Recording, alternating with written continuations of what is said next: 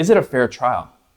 If we took into account all that's really happening and we put it, for example, in like a US courtroom, would it get accepted as like a fair trial or thrown out as just being unjust? Hey, I'm Father Mark Mary with the Franciscan Friars of the Renewal, and this is Ascension Presents. Are we giving God a fair trial? It implies a couple of things. First of all, it implies that somehow God is on trial. And I think if we're honest, maybe not like super consciously and proactively, but at least like passively and subconsciously, God's kind of on trial in all of our minds and hearts, right? We're kind of taking in the evidence, and there's this idea of like we're trying to, like, is God good and worthy of our trust or not? Like, is God who he says he is or not? Is God worthy of like everything or not? Or even just maybe more simple, we're just like, I don't know what he's doing there. I don't think that's, I don't understand that, right? These things are happening in a fair trial. Like, generally speaking, like, both sides are going to have like an equal opportunity to make their case. The judge or the jury, whoever's making the decision, is going to hear both sides on kind of like a fair playing field. Again, I realize there's some variation of this, but that's the idea, right? That's ultimately the concept of an authentically like fair trial. Like, generally, the prosecution and the defense are going to have equal resources and equal time and an equal opportunity to make their case, and then, right, again, the judge or the jury are going to take all of that in.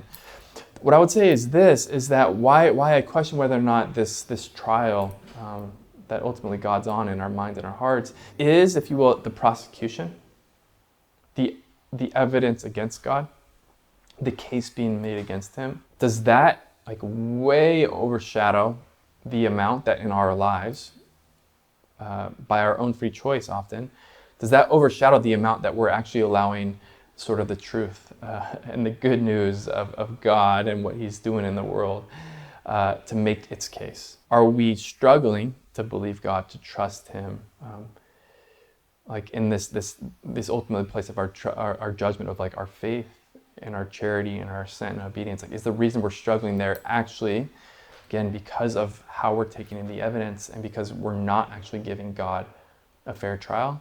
And so we're coming to a misguided and miscued and ultimately unjust conclusion. And so why would this be happening? Like, what's my evidence against the fairness of this trial? And I would say is this: most of us, like in our reading of the news, in our talking about world events, things like that, that which gets the most time, that which gets the most attention, that's what gets the most sort of microphone time, are going to be the sad things, the difficult things, the shootings, the violence, the great injustices, the natural disasters. These are the things that are presented with us again and again and again, and all day long we're just inundated with ultimately this bad news. It proposes like an untrue, an inauthentic, and actually it gives like a mistrial of everything that's happening in the world. And in part because it actually just doesn't take into account like one of the most important points of evidence, which we'll talk about. Whereas like there's all this good news as well happening, but it's happening most oftenly in silence. It's happening most often in secret. It's happening most often in ways which aren't dramatic. Like husbands and wives loving each other and raising their kids and living sacrificially. That's just not going to make major headlines. There's like these priests and these sisters, like, again, just daily for 10, 20, 30, 40, 50 years, faithfully praying, faithfully sacrificing, faithfully putting other people first. Like, this just isn't what's going to be in the headlines. But also just ultimately like what God is doing in our hearts. Like, it's not going to be making news in the headlines. And the big one is this: like, I think the big sort of evidence that like the news isn't covering, that's really important, is heaven and eternal life, and the way in which God is continuing to do, in many ways, his kind of most beautiful and ongoing work in giving us salvation and giving us a share in divine life. Like, that is real. That's part of life. That's part of the evidence of God's like keeping his promise.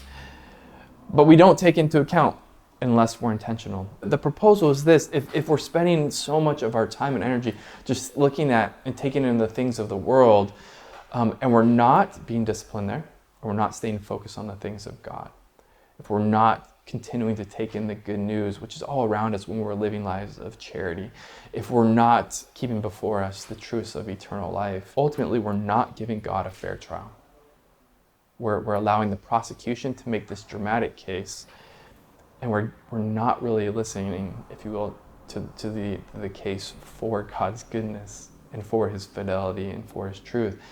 And it's going to end up leading us to this place of this misjudgment in our hearts where we continue to doubt God, or we continue to get discouraged, and we even tempted to despair as we look into the world, because we can just be overcome as opposed to being encouraged and given hope by the truth, which is good news, which is the truth that we have a hope which does not disappoint, which is the truth that God is at good and that God is at work in the good in all things for those who love him, that God is ultimately victorious, that death and sorrow and sadness and sickness don't have the final word, but every tear will be wiped away. Like this is all true, and this is all good news. And so my brothers and sisters, I think the encouragement is this: if you're really struggling with discouragement, especially about the world, are you taking in a lot of this, the content which spreads darkness, which boasts, if you will, of the successes and the works of evil and sin in the world?